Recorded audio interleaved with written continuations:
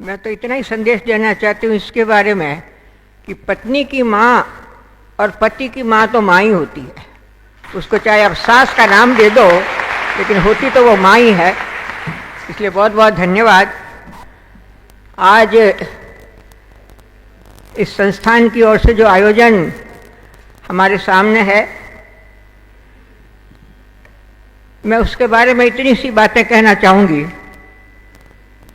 कि ये संस्थान 2012 में शुरू हुआ और 14 में मेरे पास पहली बार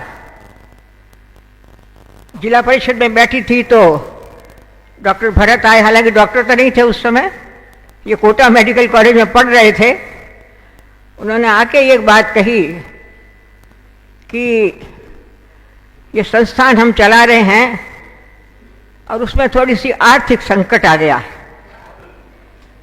तो मैंने इनसे पूछा, भाई हमको दिखाओगे तो सही ना। तो 2-3 दिन बाद भरत जी मेरे पास आए और मैं इनके साथ चली, अपने साथ कुछ ऐसे महानुभावों को लेकर कि जो शिक्षा के प्रति जागरूक हों, उन लोगों को अपने साथ लेके गई। संस्थान में घुसते ही एक प्राइवेट बिल्डिंग में हॉस्टल बना हुआ था और बच्चे वहाँ थे।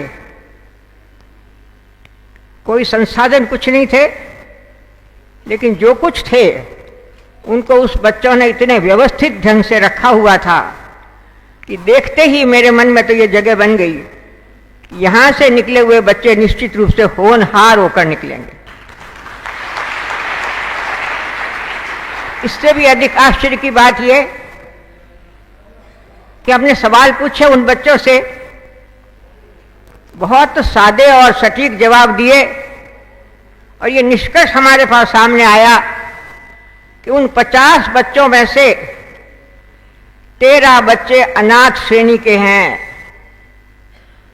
बताइए, ये जानकर किसी को मन को कितनी ठेस लगेगी कि आज कैसी मुश्किल परिस्थितियों में थे और उनको ये बच्चे लेकर आए।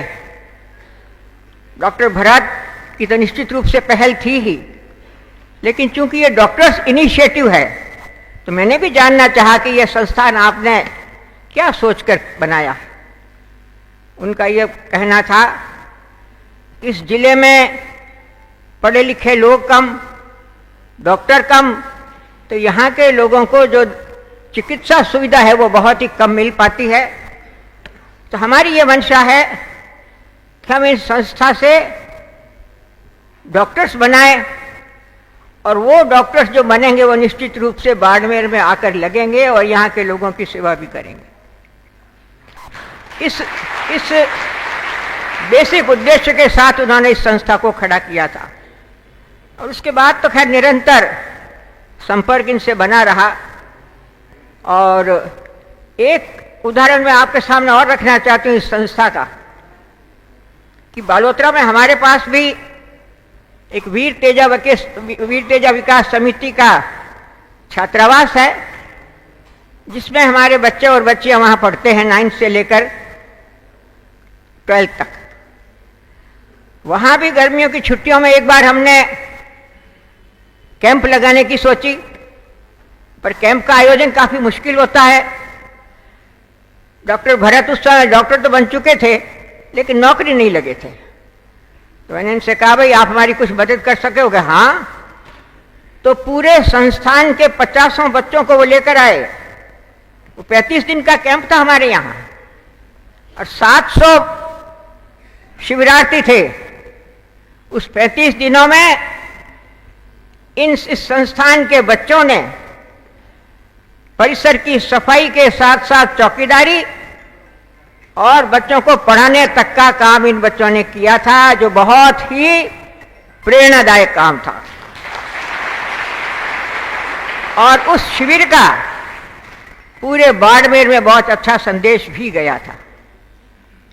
तो ये छोटे इंस्टांसेस हैं जिससे हम इस संस्थान की गुणवत्ता की परीक्षा कर सकते हैं। और लंबे समय क्योंकि हमने देखते रहे, इनका काम भी देखते रहे, तो प्रयास ये किया कि इनके पास पैसों का संकट तो है, और शुरुआती दौर में एक बच्चे का सालाना खर्चा इनका 31,000 आता था। तो मैंने भी अपने मन में सोचा कि अपन मदद कैसे करें। सबसे पहले तो अपने बच्चों को ही कहा जा सकता है। उन्हीं से कहा कि एक बच्चे का सालाना का खर्चा मेरा एक एक संतान देगी, तुम भी तो कमाते हो। तो उन्होंने बखुशी दिया भी। लेकिन उस दौरान ये जो हमारे वैभव की बात है, जो मेरा दोहिता है, उससे मेरा संपर्क नहीं हो सका। उसके सामने भी मैंने ये बात करी तो कि नानी जी आपने और सबसे लिया, मुझसे क्यों नहीं लिया? लेकिन मुझे बहुत खुशी होती है उस इतनी सी बात के बाद में मेरे उस बच्चे ने मुझे तो गौरवान्वित कर दिया कि ये समाज सेवा में कितना मन रखता। बहुत खुशी की बात।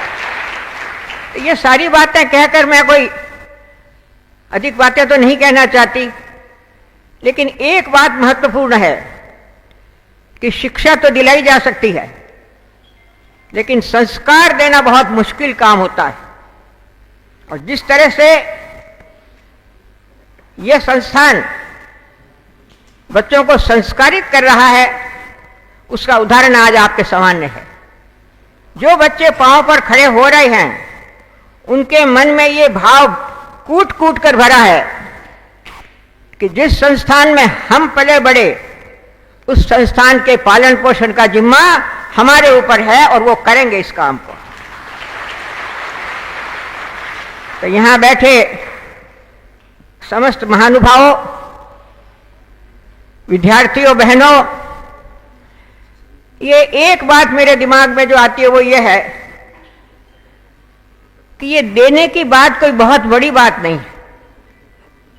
जो कुछ हम कुछ दे रहे हैं ना, ये संस्था जो समाज को दे रही है वो मेरे ख्याल बहुत बड़ी है, और हमारा देना तो आटे में नमक के बराबर है। आज देश में जो माहौल बन रहा है, युवाओं में नशे की गर्त में जा रहे हैं, अपराध की दुनिया में जा रहे हैं। इस माहौल के बीच में ये संस्थान जो काम कर रही है, निश्चित रूप से वो देश को बहुत बड़ा सम्मान देने वाला काम है। हम सब जो आज यहां बैठे हैं, हम सब में भी ये भाव पक्का हो जाना चाहिए कि किसी भी तरह हम ऐसे संस्थानों को खड़ा कर सकें, उनको सहारा दे सकें, तो निश्चित रूप से हमारा भी जीवन सफल होने वाला। इसलिए बहुत बड़ी लंबी चौड़ी बातें करने के लिए मैं यहाँ आई भी नहीं हूँ, बहुत कुछ सुन लिया आपने। मेरा तो यही कहना है उन बच्चों से कि जो कुछ आप सीख रहे हो यहाँ, इस सीख को जीवन भर मत भूलना, और जैसे आप तैयार हुए हो उसी तरह से औरों को तैयार करने का प्रयास भी करना। इन्हीं शब्दों के साथ मैं अपनी बात को समाप्त करती हूँ। और एक बार पुनः आप जो सभी लोग जो पधारे हैं, उनका मैं बहुत बहुत स्वागत करती हूँ, धन्यवाद भी अर्पित करती हूँ।